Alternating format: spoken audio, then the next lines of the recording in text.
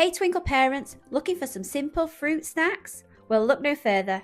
Why not have a go at making Yoghurt Bark? Start by spreading yogurt onto a tray, top with your favourite fruit, then freeze for 2 hours. Once frozen, break into chunks. Great thing about this snack is it's packed with calcium and protein. This watermelon slush is super easy to make. First thing you need to do is freeze watermelon chunks, then blend, add in a bit of lime juice. You can then serve with a spoon or straw. Basically nature's slushy, hydrating and super refreshing. Check out these colourful fruit and cheese kebabs. Quick to make, just alternate fruit and cheese. You could even get your kids to make repeated patterns.